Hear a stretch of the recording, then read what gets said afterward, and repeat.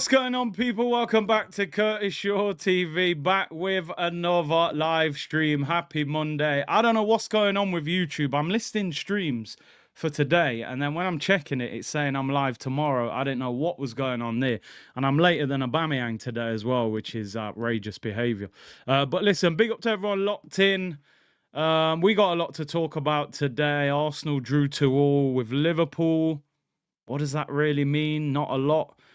In fact, second place is hanging by a thread at the moment. If we lose to Newcastle this weekend, we could be as low as fourth by this weekend, depending on results. Obviously, if we beat Newcastle, we're cool. We should get second. Southampton last game. If we lose to Newcastle, they go above us. And if City win, they go above us as well. So we could be fourth by the end of this week, which would be outrageous. Arteta with a scathing press conference. One of the angriest interviews that I have seen from Mikel Arteta, which on one hand I was kind of like, yeah, call out the players. The first half was totally unacceptable. But then the other sort of thought process was, but that's your team, bro. You know what I mean? You're calling out the players, but didn't you build this team? Didn't you sign these players? Like, I think if you're a manager and you turn up at a club and half those players are not your players and they're stinking out the place, I think you've got a right to call players out and go, they're not good enough. You know, they're not good enough to be part of this journey. But when I'm looking at it, you signed Ben White, you signed Kivior, you signed Thomas Partey, you signed Martin Odegaard, you signed Marino, Trossard, you gave Saka, Martinelli, Saliba new contracts, and you signed David Raya. That whole starting 11 was either signed by him or given new contracts by him. So how can he turn around and say, that team, those players? That's your players. And Redemption, you are spot on. What I saw yesterday was a manager that was rattled, that is feeling the pressure. He doesn't like the questions he's being asked. He was very blunt with the woman who was interviewing him, almost rude. And I think he's feeling the frustration and the anger of not winning, getting knocked out of the Champions League. Now we're hanging on to just can we get second place? Because let's be honest, if Mikel Arteta doesn't get second or third, he's going to get annihilated for that. And I'm not saying that that's an acceptable season. Even if we finish second, I won't be happy.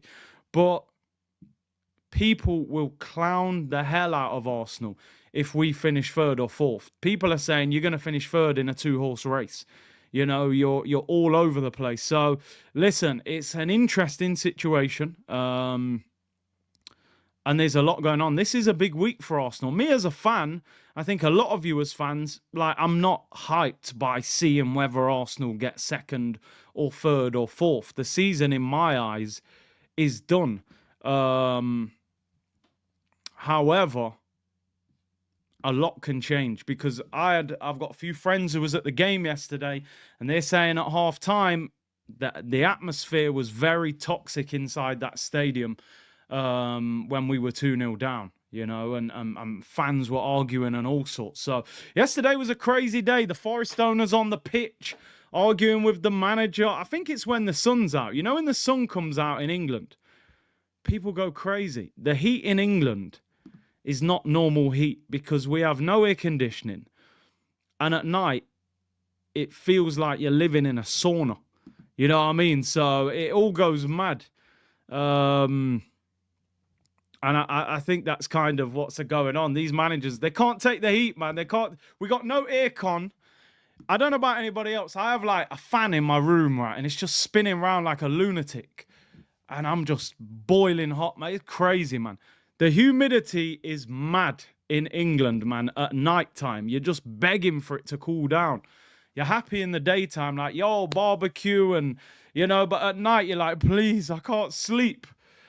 Yo, AMSN, I know people been messaging me saying, yo, you should try coming to Texas and places like that if you want to know about humidity. But trust me, we don't know what's going on in England when it's hot. We can't cope. You know, England can't cope with weather. You have a little bit of snow, they're going to lock off the road, lock off the schools, everything. They can't deal with it. Little bit of sunshine, We're finished. Nobody can sleep. No aircon. It's a mess. England, man, I'm telling you, interesting. Texas still has AC. Yeah, exactly. You guys got air conditioning. We ain't got a damn thing. We got a fan just spinning round hot air, you know, making us even more hot. So, listen, lots to talk about. Player ratings, press conference reaction, Gyokeres news coming out from a source. I don't know how trustworthy it is, but apparently this guy announced the Zubimendi deal 24 hours before Fabrizio. So let's see.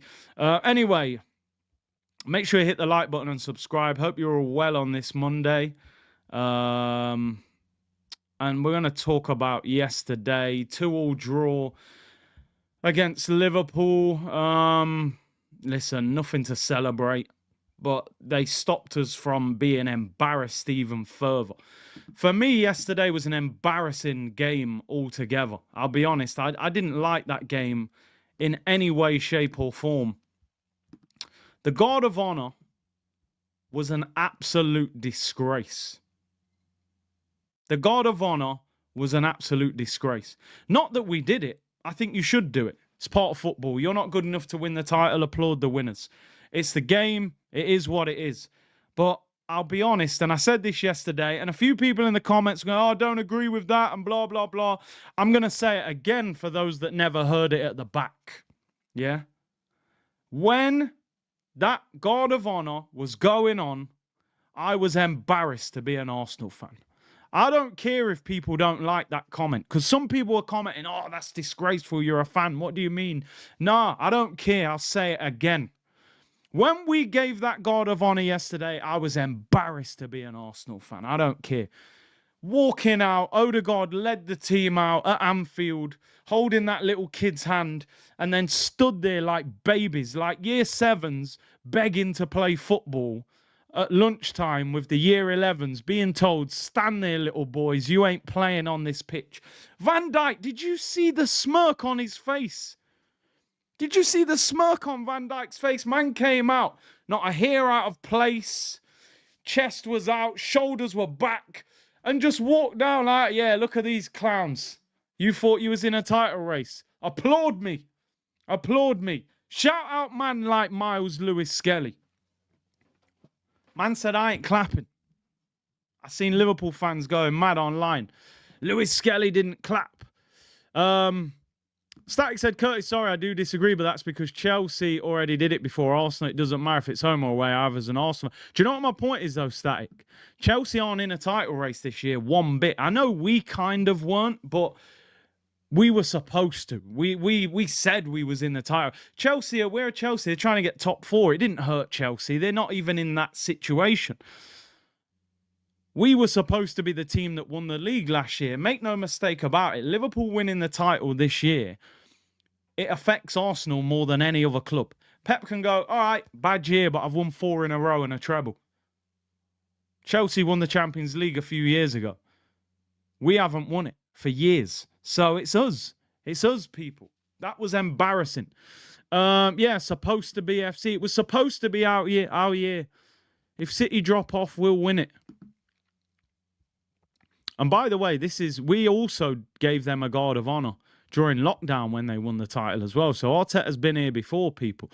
Let's go through yesterday's game briefly and player ratings, this, that, the other. Gakpo and Diaz, 2 goals in 1 minute. People, if you was in the watch-along yesterday, I was changing the score from 0-0 to 1-0.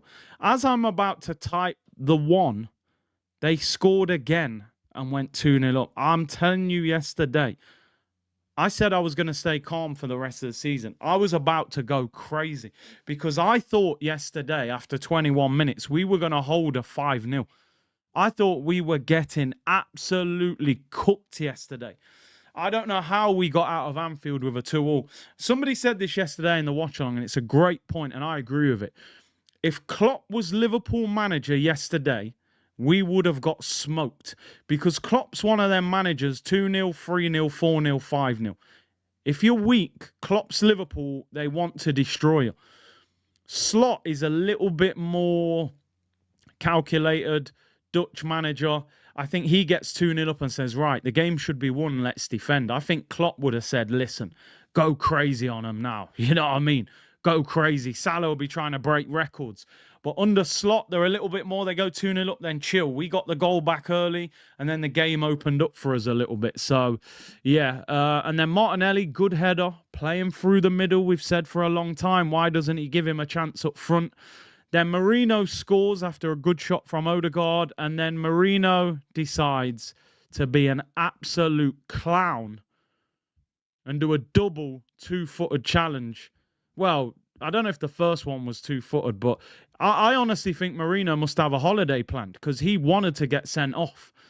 Do you know what I mean? He takes out the first guy and then takes out the next one. So listen, make sure you send me off.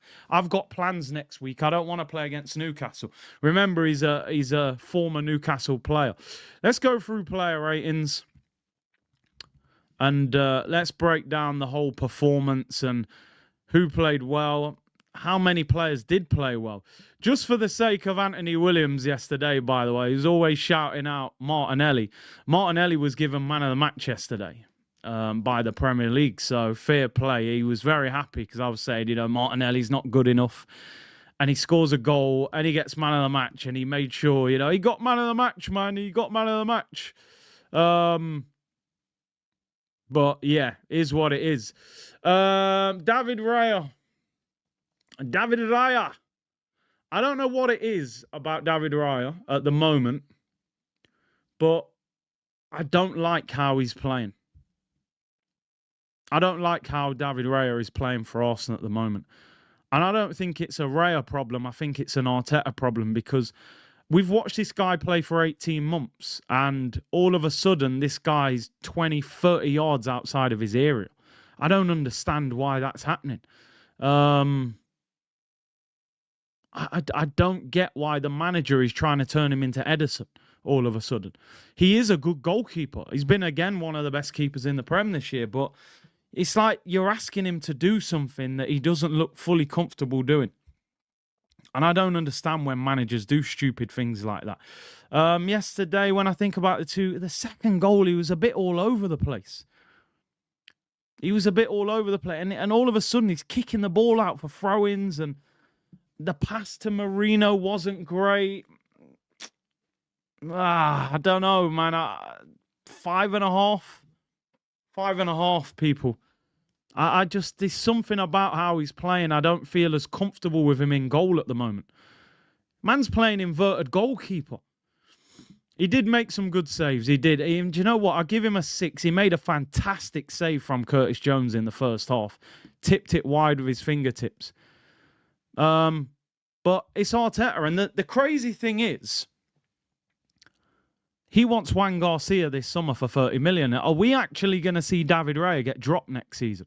Because I don't see why you would spend 30 million on a backup goalkeeper. Nobody really does that. Your backup goalkeeper is some little cheap 10, 12 million pound or a free transfer. You don't need to spend 30 million. Are we going to see David Raya get dropped again next season? Because this Garcia is like 6'4", where Raya is like 6 foot. So I don't know. That's an interesting one. Ben White yesterday was awful, in my opinion. I thought he was awful yesterday. Now, he's been injured for a long time, so I'm going to let him off. But Ben White, bro, I don't... Listen, are we just going to blame the injury and say he's not quite fit yet? Maybe we give him that excuse. But he was dreadful yesterday. And since he's come back from injury, he's been awful. I think he's been poor. Second half, he was okay. I'll give him a little tiny bit of credit. You know, sometimes as a player, when you know you're going to play every week, your belief increases the level of your performance. When you know you've been dropped and you're now the second choice, that lack of belief might take it away from you. Maybe Ben White, knowing he was going to play every week and Saka's on the right, was going to work for him. But now knowing Timber's the number one, maybe it's affected. I'm going to let him off a little bit and say he's not fully fit. I'll give him 4 out of 10. He's on the beach, says Keros. I mean, by the looks of it, he's on the beach every other week. But that'll be the spray tan. Now, you're right. I'll give him a bit of a... He's been very good at Arsenal. He's had a big injury and operation. Confidence is low. Maybe that's affected him. Miles Lewis Skelly. I thought Skelly yesterday was the tale of two halves. I thought first half Salah was causing problems. Our whole defence was getting cooked in the first half. I thought second half Lewis Skelly was absolutely fantastic against the best winger in the Premier League. He didn't play well against PSG the other day, by the way. Right, he didn't. We kind of let him off a bit because he's 18. He's had a great season.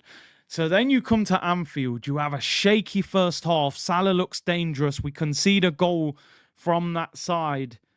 Second half, he did really well. What did Salah really do in that second half? He gave him problems. He was aggressive with him. I thought he was fantastic in the second half.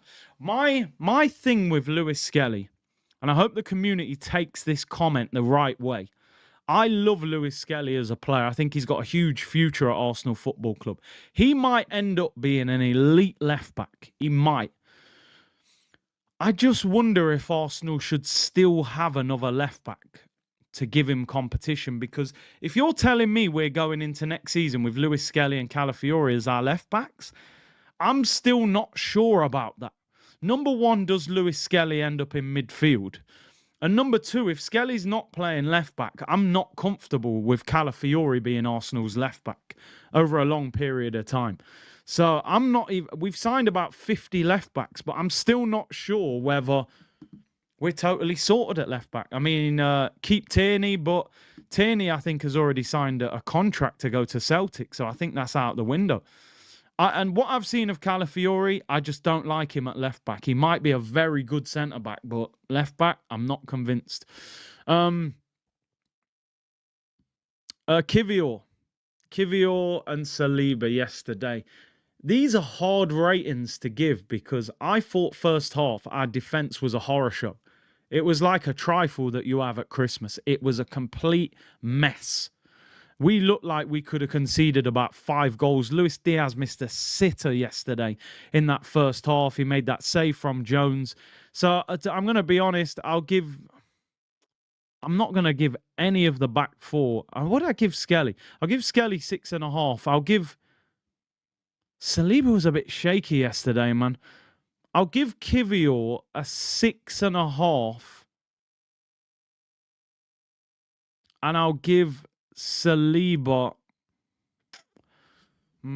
second goal, yeah, I think he was caught out. I'm going to give Kivior 5.5. I'm going to give Saliba a 5. I'm going to be honest. I thought Saliba was... I think you can see that being a great defender doesn't mean you're a great leader. And no matter how good we think that Saliba is, he needs Gabriel's leadership next to him. Saliba is the leader of that defence. Saliba isn't. Saliba is aura defending. He's running next to people saying, right, my aura's so good, you just fall over. And then people are scoring. He looks like an idiot. So, yeah, Saliba's not at it right now. I said 3 months ago on this channel that I think Real Madrid is starting to affect him. I really do. Midfield, Thomas Partey. I would say, along with Martinelli, he was our best player yesterday. I'll give him 7. I'll give him 7 out of 10. I thought Partey was quality. In a midfield that with no Declan Rice, I thought Partey held his own in that 6 role. And again, that for me is a reminder, you can't be letting this guy go for free. You can't be letting this guy go for nothing. There's no guarantee for me that Zubimendi's even better than him right now. So to let this guy go on a free, I think would be a crazy footballing decision. I thought he held the midfield together, and our midfield looked weak without Declan Rice in terms of energy and power. So I give him a 7. I thought he was good yesterday. Mikel Merino, I'm going to make one thing abundantly clear. Merino in midfield is poor. Poor, poor, poor. Really poor.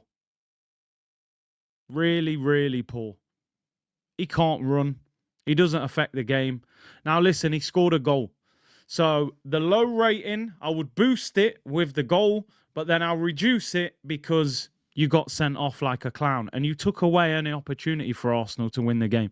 So I give him a 5.5. And it would have been lower if he didn't score. Mikel Merino in midfield is dross. He is dross, mate. Somebody said to me the other day, they said, imagine picking a Spanish club and saying, I want to sign all of their midfield. I would say, who? Real Madrid? No, okay, maybe we can't get them. Barcelona? Okay, we can't get them. Atletico Madrid? They sell midfielders. They lost Partey, lost Rodri. I'll take Atletico's midfield. No, Real Sociedad. So Odegaard, Merino, Zubamendi. You've picked a team that is mid-table in Spain and said, give me your midfield. I mean, please, man. Please, please, please.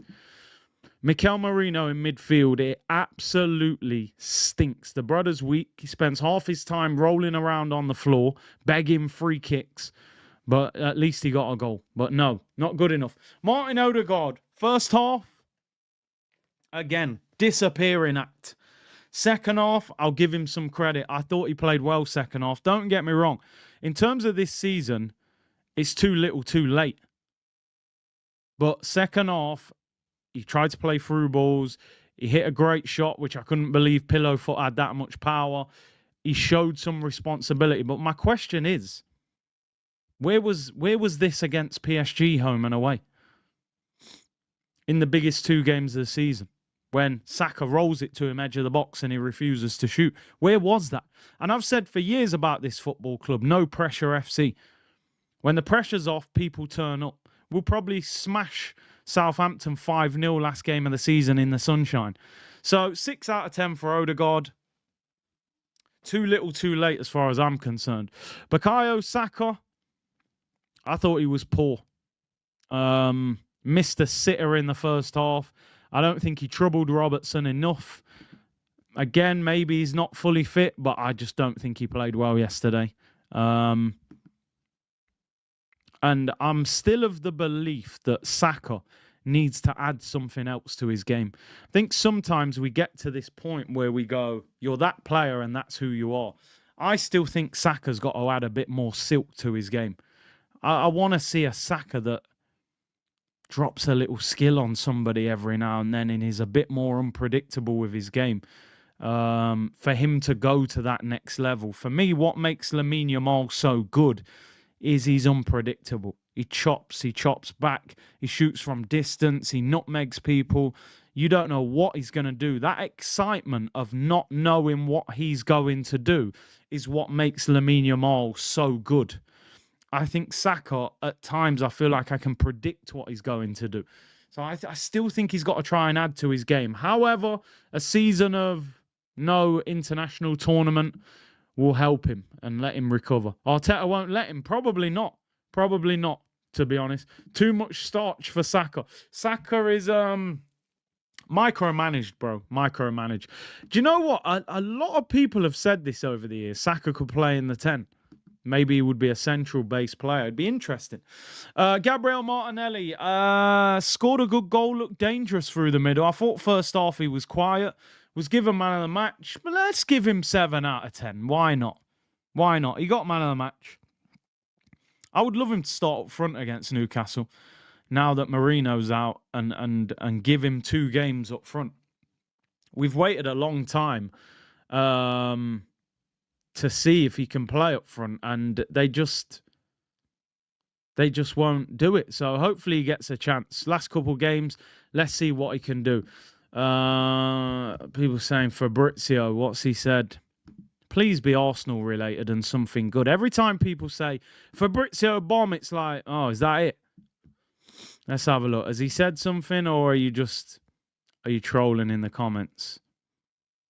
No, nothing Arsenal related. His last tweet is about Barcelona, so nah, nothing. Nothing. You're getting us excited for no reason. Trossard. What we got? He got a good assist. 6.5. Not 7. Put in a great cross. You lot really made me look at Fabrizio's account, and man's talking about Hansi Flick and Barcelona. It's crazy. 6.5. Yeah. 6.5. He put in a great ball. Maybe 6. I'll give him 6.5 for the assist. I give him 6.5 for the assist. Who came off the bench? We ended up with about 5 left backs on the pitch. We were literally left back FC. Who even came on? Tierney, Zinchenko, Calafiori. Nothing but left backs, people.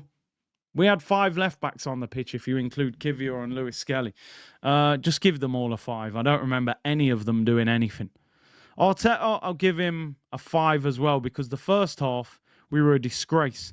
Second half, they obviously woke up and managed to get out of there with a draw. You don't get more than a 5. But however, before we come away from the player ratings, can we have a conversation about this guy? Because I've forgotten that this guy plays for Arsenal. I don't even know what, and I need to know what the problem is. I need somebody to explain what the problem is, why Ethan Nwaneri can't get on the pitch. I need an explanation, because 6 weeks ago he was nearly in the England squad.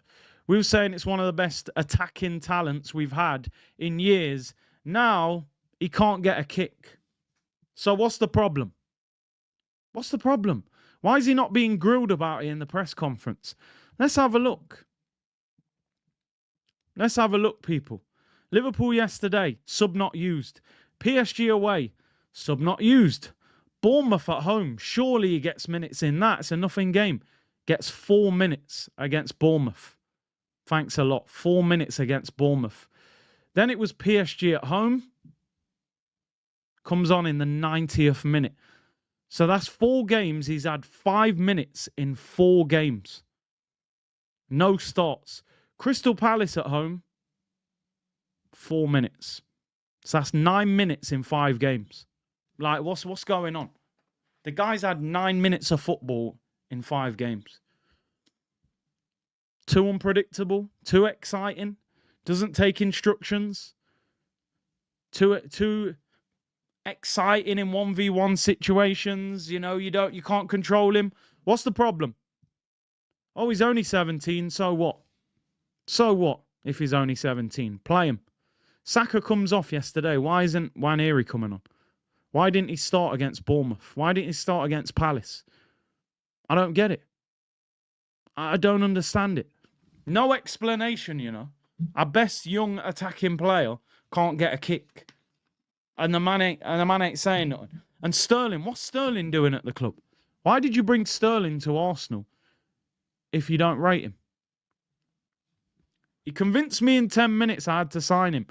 Now it's like the guy doesn't even... When Sterling goes back to Chelsea, it's almost like he never played for Arsenal. It's like a Willian. You're like, what? Yo, remember when Sterling played for Arsenal? Yeah, I don't remember that. Did he? Yeah, I can't really remember. It's a madness. Free up the boy, Ethan Nwaneri, man. Free him. He's in Arteta jail, people. He's in Arteta jail. Unknown C, big up Coutinho and the community. Arteta is a narcissist. All glory must go to him, not individual talent. It's crazy. Nwaneri has the most goals outside the box. He probably hates it. Sterling at Arsenal will now be a pub quiz question in the future. You're not wrong. Mikel Sangrino and Stella R. Trossard out. How poetic, says Part-Time Party. And Brio said Arteta doesn't sign players better than him. Wow.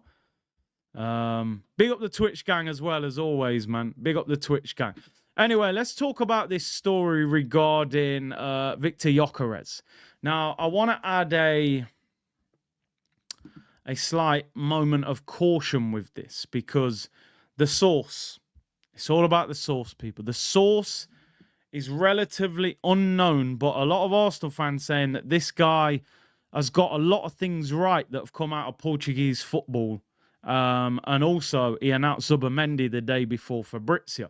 So who knows? Maybe he's got inside knowledge of Arsenal. But he says Arsenal are close to an agreement with Sporting Lisbon for Victor Gyokeres. The transfer is estimated at more than 80 million euros. The Swedish striker will soon be in London. I mean, listen, again, I only report it But a lot of people, you know, Alex Crook said it on TalkSport the other day, said that, look, the general feeling from clubs is that he's going to Arsenal. I just want Arsenal to get their business done early. I want to see Gyokeres on the tour. I want to see Zubimendi on the tour. I mean, listen, I'm not a big fan of Zubimendi, but if that's who we're getting, then get him in early. Get the left winger in early. I'm thinking about last season, right? And I was thinking about this the other day. I've been on the last 3 pre-season tours, right? And you guys, I'm sure, watch the games because I think they show them, don't they, on the Arsenal website. Out of the 3 tours, last season's tour was the one where I was most concerned about our season.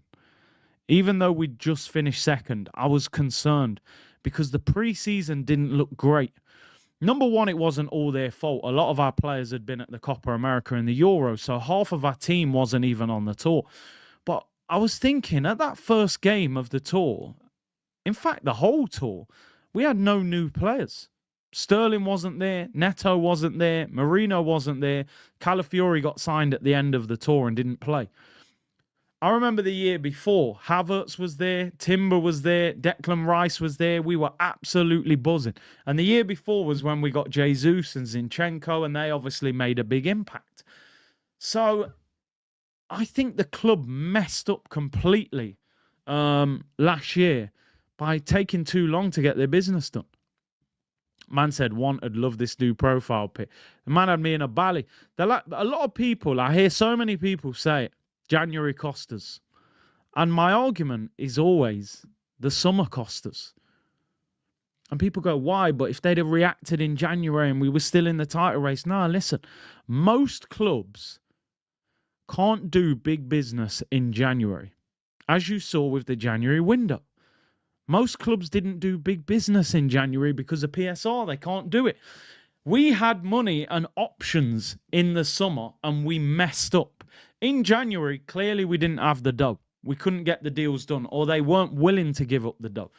If you have a proper summer, you don't have to do big business in January. Now, you're spot on Unknown C. That's true. Kvaratskhelia is available in January. You got to react. I think PSG had that deal already lined up from early, but the fact we didn't even try was crazy. But the summer window cooked us. We came out of the traps stumbling already, you know? And that's what messed us up. We need to have a proper summer this year. Otherwise, we'll be in the same position. Brio said Arteta didn't trust the process of development, forgetting Arsenal is developing Arteta. The process has turned into reflection. That's absolutely bang on.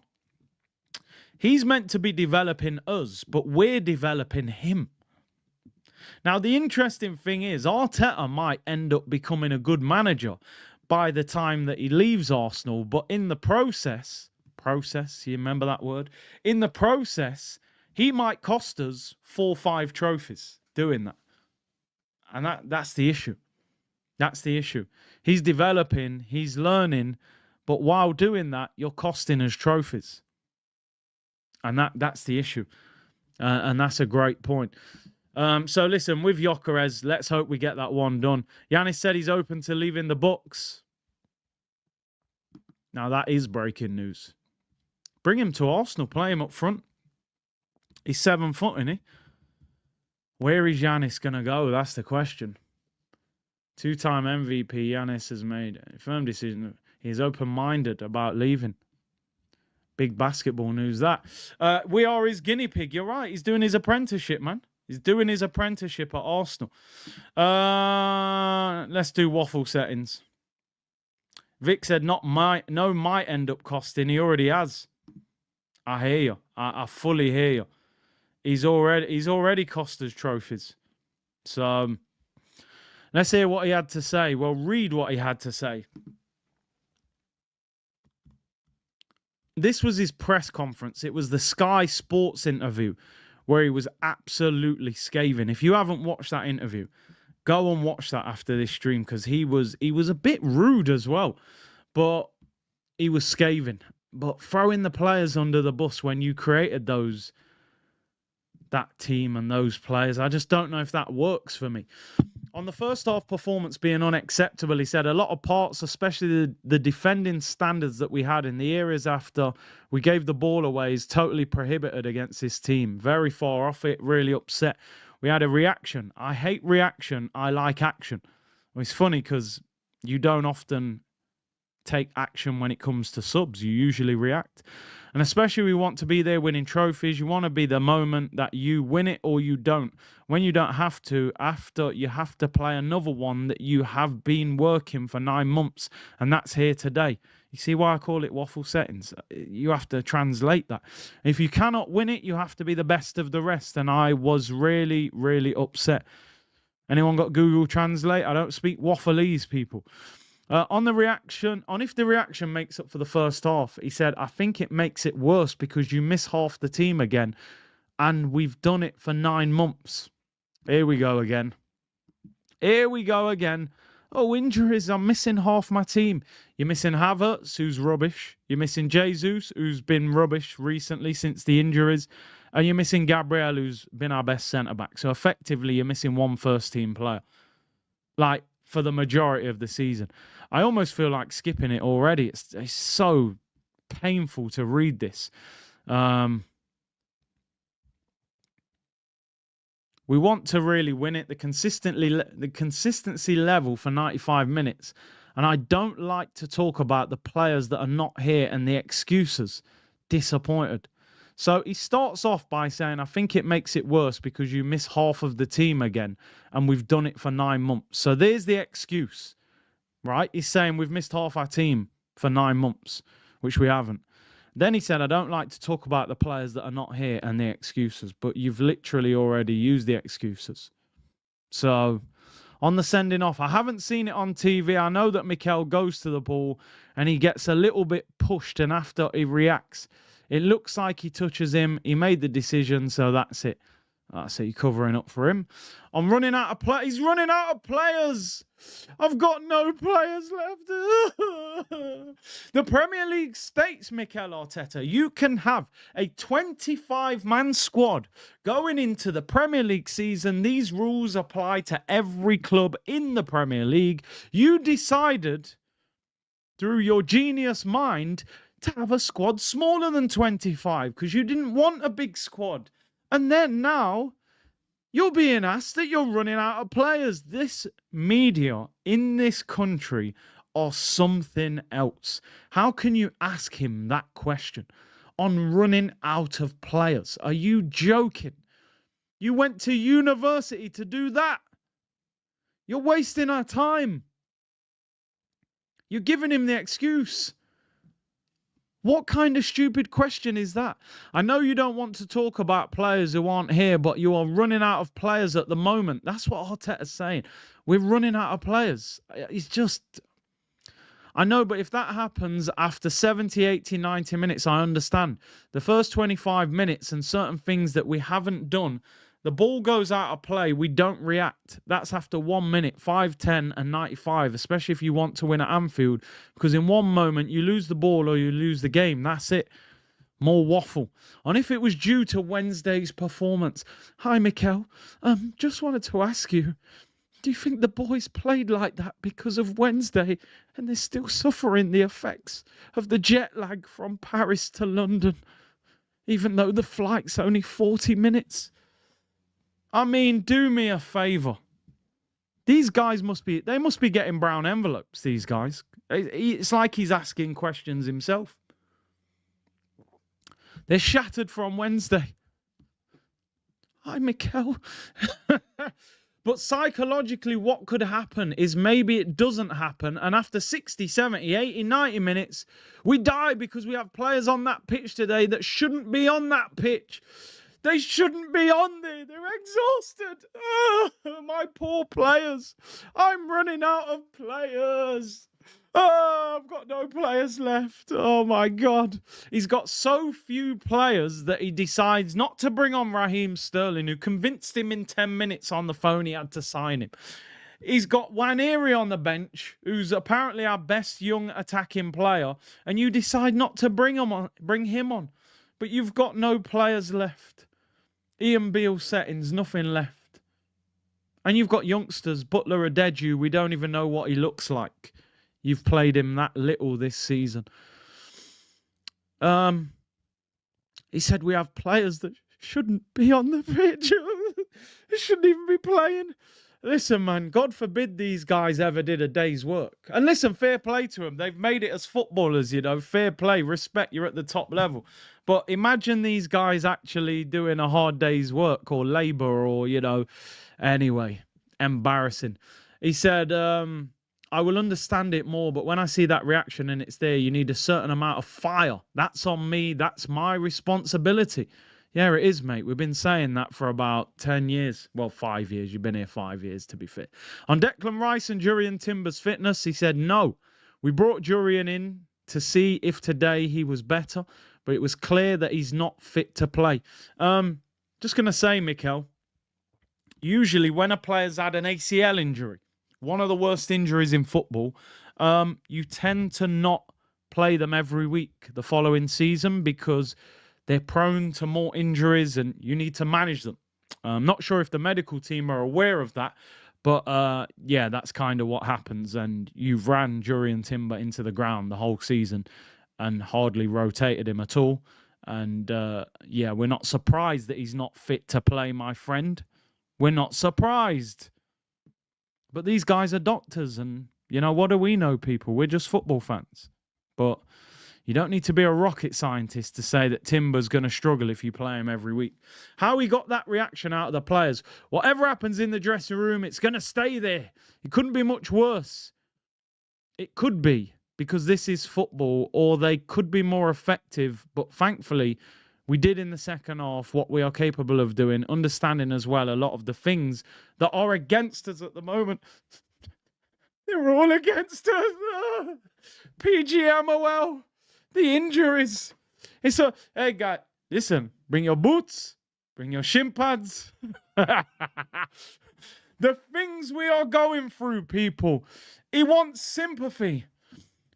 Understanding as well a lot of the things that are against us at the moment. Oh, so somebody made Marino wipe out 2 players while being on a yellow card, right? Somebody made that happen, Mikel. Somebody made him play Jurriën Timber every week until the point that he's not fit enough to play. You were forced. They put a gun to your head. Is that what they did? Somebody told you you can have 25 players, but you know what, Mikel? Go for 20 and see how that goes. You were forced to do that, right? You were forced. The things we are going through, the sympathy vote is sickening. Sickening. Winners win and losers make excuses. Simple as that. Winners win, losers make excuses. And we are making pathetic excuses. Pathetic. 750 mil and you're saying you're running out of players. Anyway, I'm making the move to have Martinelli through the middle, especially when they have such a high line. They're so aggressive with that and what Ben did as well, because Ben is in a stage where he is, and the way he tried today and the way he grew throughout the game was very, very impressive. And if the second half comeback was there to send a message to Liverpool, I'm pretty sure they didn't hear that message, mate, over the title and the booze for Trent, actually. You know what I mean? They ain't going to hear that message. Anyway, we'll leave that one. Don't tell us how to think. You're an Arsenal fan. That's what they were telling me in the comments. No, I think the message is to ourselves. I think it has to be about us. The things that we can control. We can never control what they are able to do or what they can't. That's it. They won it. I think they deserve to win it. They've been consistent, and that's it. We're going to have to be better, smarter, with the right availability for sure. Don't play 6 times in a season with 10 men, because if that happens, we won't win it next season for sure. And learn, a lot of learning. I mean, the thing is, you know, when you start driving, you put them L plates on the car, and then eventually you take the L plates off after you pass your driving test. I kind of feel like Arteta's been doing driving lessons for 5 years. And every time he takes his driving test, he does a major fault. Rides the curb, goes for a red light, gets caught speeding, puts it into the wrong gear, goes in the wrong lane, like every season. And then the man's blaming other people. It's the traffic light's fault. It looked green. Why is the curb so high? This guy keeps failing his driving test. Man's had L plates on for 5 years. Take the test and pass the test. Everyone else is driving. Yo, I'm off, man. I got my whip now, bro. I just passed my test, got my license. This guy's scraping the curb. Every season, scraping up curb. Sack him. But he ain't going nowhere, so I'll see you in pre-season in the press conference, Mikel. I'm taking encouragement from that performance. When I look back at the 2-2 at home, we should have won it. I think we should have won it, and today we should have lost it. Fair play. And it could have been 3 or 4. The first 25 minutes, they missed another 2 chances. It's about consistency at the highest level. We can compete against any team in the world. We've shown that the last 2 or 3 seasons. Against the top 6, we haven't lost a single game. So that tells you as a team we are very, very consistent. We can compete with anybody, but actually to win it, and win. I thought he was turning into DJ Khaled there. All I do is win, no matter what. We're going to need something else apart from availability as well. Certain demands, make sure we don't talk about reaction because I hate that word. Reaction. When I go in the press conference, I'm going to say reaction. Hi, Mikel. What did you make of the reaction today? I hate that word. That's his kryptonite, people. Say the word reaction. Anyway, that's the end of the press conference. I'm glad it's over. I'm glad. Stop the count. Throw the towel in. It's like Apollo against Ivan Drago. I actually can't wait for the season to finish. I'm at that point now, to be honest. I just want the season to be over. Nyamin waffles, sipping syrup, winning some Scouse pride back, needing Gyokeres and Williams in attack. Can't stand the Coman music. 2 more games left, people, and we're out of here. Book your holidays, transfer videos, take a break and relax. World Club Cup watch-alongs, and just chill, man. Just chill, you know what I mean? There's only so much we can take. A couple more stories before we get out of here. Big up to everyone, man. I appreciate your support. 2,500 people locked in. If Zubi is like Havertz, should Arteta be sacked? If anyone's like Havertz is enough. Maybe that's enough. Arteta should be wearing that ski mask, says Ryan. Yeah, he should. Cover up his face. Arteta ranting about he likes action and not reaction. He should have had that energy in the January window. And when it's time to make subs, says Flight Mode. Exactly, bro. He reacts every game. When does he ever make subs early and say, right, let me change this game? Oh, man, I've seen this today. There's a lot of rumours about Leao to Chelsea. And I'm telling you, I won't be happy. That's one of the wingers that I want. 62.5 million.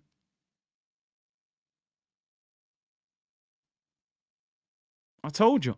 100 mil release clause, but Milan have been awful. So you'll get him cheaper. I like Leao more than Williams. I know a lot of people aren't convinced with Leao, but I think his game can go to another level. I would take Rodrigo or Leao would be my 2 left wingers. There's other ones who are good. Lookman's good as well, but if we get Nico Williams, I will not be happy. I do not want ISO speed at Arsenal. In real life, as his streams say. Brio said, Curtis, how many players own their position? I fall without competition. The rest is debatable. Playing out of position, henceforth the sympathy. It's true. Timber's naturally a centre back. Lewis Skelly's a centre mid. You've got Rice playing in the 8, which ain't his role. You've got Saka naturally is a left back. Martinelli looks to me sometimes like he could be a striker. Marino's a centre mid. So half our team isn't playing in their natural position. Ika Gang said Marino proves Kai should be sold immediately. I've got a video coming out this week about Kai Havertz.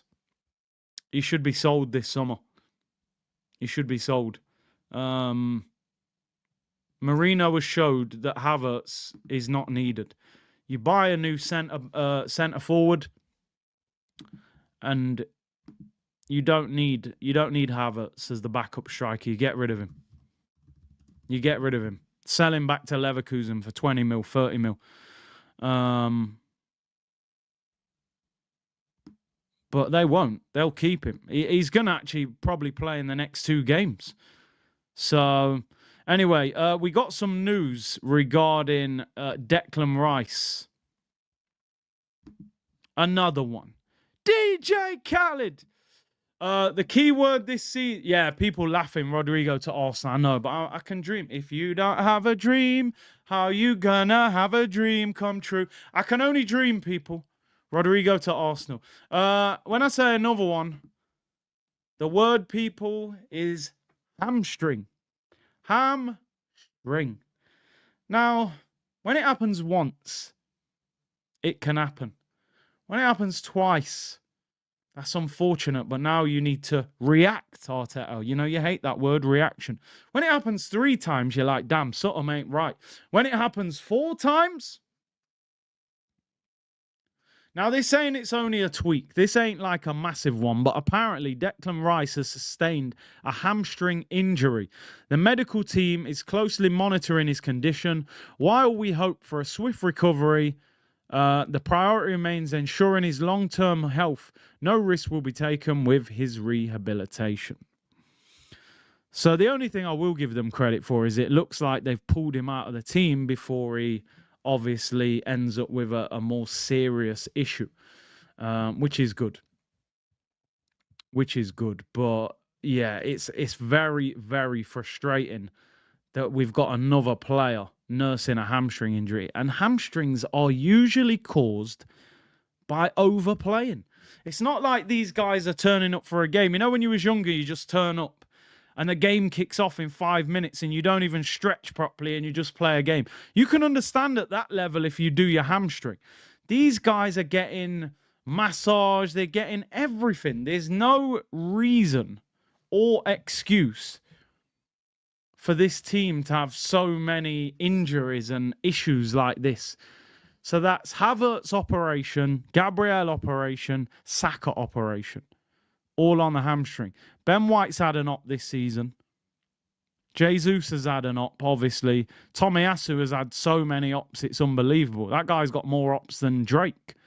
Different types of ops, but you know what I'm saying. And now this one, we've mismanaged. We've mismanaged. I don't think Arteta wanted the problem of having a big squad. I don't think Arteta likes managing a big squad because he doesn't like to rotate his team much, which you've seen with players like Smith Rowe, with Nwaneri of recent times. He doesn't seem to know how to rotate. So I think his thought process was keep the squad small, then I don't have to rotate as much. But by the end of the season, it's bitten him in terms of, well, now you're saying you're running out of players. So you could have had an extra 3 or 4 squad players that would have been helping you through this period. I mean, we've got players on loan that, listen, I don't rate them, but you could have had Nelson, Fabio Vieira, you could have kept Smith Rowe or whatever. You could have had another 2 or 3 options on the bench that would have helped you, but the squad isn't good enough. This isn't just a starting 11 issue. We need better squad players next season. Think about this season. How many times has a substitute come off the bench and won Arsenal a game? Now, number one, maybe the substitute doesn't get enough time on the pitch to influence the game. But you watch other teams and you see good players come off the bench and influence the game and win them games. And we don't have that. We don't have that plan B. You've seen it with Arteta at PSG the other day. We're going to play like this. If it doesn't work, we're just going to keep spamming the same thing.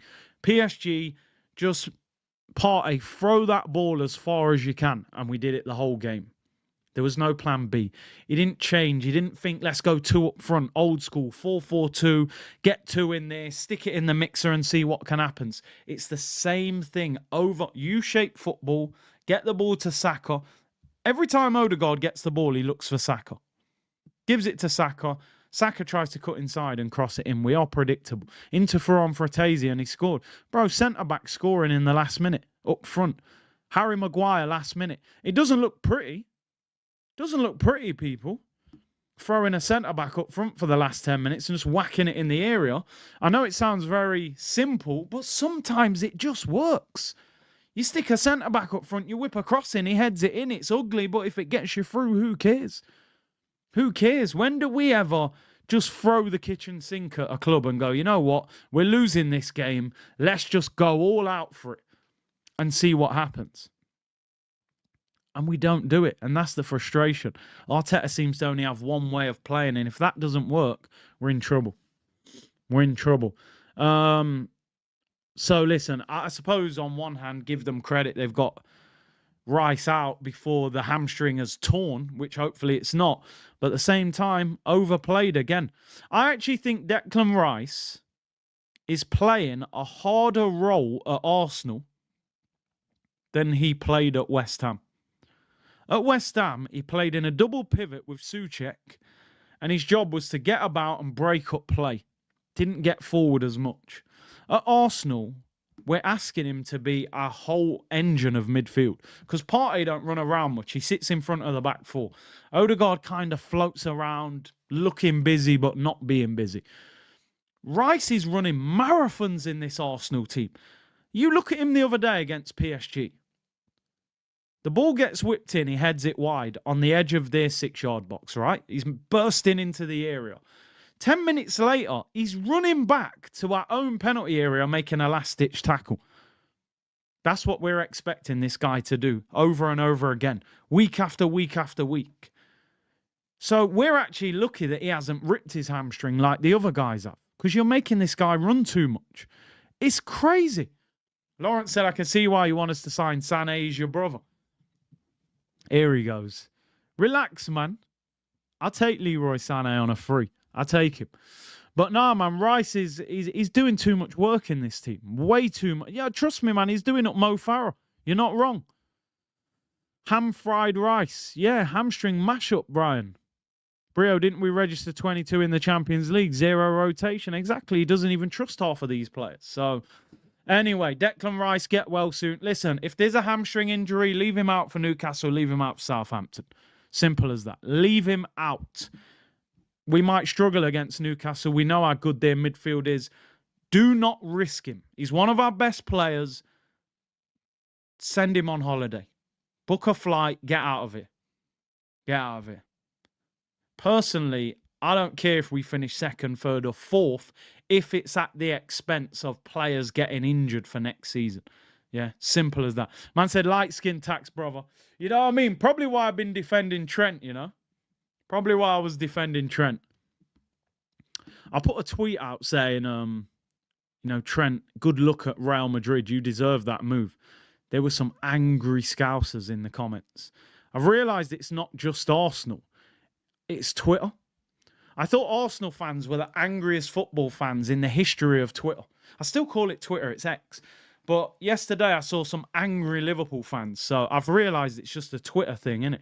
Angry people are on that social media thing. I think I am a bit of a wind-up merchant. You know the thing with me, people? I don't take it to heart. It doesn't bother me. Some of the comments, if I showed you some of the comments, I'm sure you've seen them. There's people genuinely fuming with some of the comments. And sometimes I'm just saying something simple, you know, like, listen, I think Arteta's done at Arsenal. But capital letters, swear words, all sorts going on. I'm like, yo, brother, big grown man, you know, acting like that. But I suppose maybe I am a bit of a wind-up merchant. I'm sorry. I don't know why. Information and entertainment. I love the one of the Liverpool fans saying, don't tell me how to feel. I said, brother, I'm not telling you how to feel. I'm just giving my opinion on what's happening. I didn't like the way Trent got booed. I didn't. Oh, you know when people are sending capital letters, it's serious. You're like, whoa, whoa, whoa, this guy's serious. It's all in capitals. You know what I mean? It's all in capitals. But yeah, Trent is he got some serious flack yesterday. This is an interesting one. Graham Bailey. He said Jakub Kiwior has been outstanding for Arsenal in recent weeks. Kivior is insistent on first-team football. Italian interest remains strong amid likely summer move. Arsenal willing to talk about a new deal. Ain't it funny how quickly things change in football?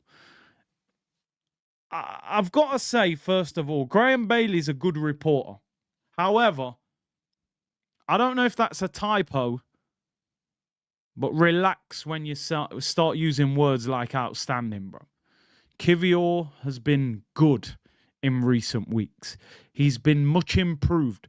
The word outstanding and Kivior, don't put those two words together. Now, I want to ask a question to the community. Do you use the form of Kivior to cash in on him and get an improved price from the Italian clubs? Or do you reward him for his form and say, I'll keep you here as a squad player? Man said Kivior will get 200 grand a week. Probably will. Which one would you do?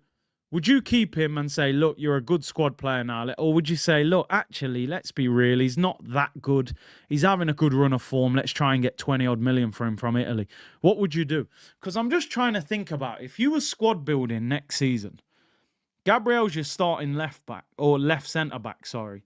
Surely Calafiori is the left centre back as cover. Then where's Kivior? Is he the third choice left centre back? I don't really know where he gets in the team. So I'd be tempted to cash in on him. Sell while the Kiwi is ripe. You don't need 3 left centre backs. That's my thought process. Listen,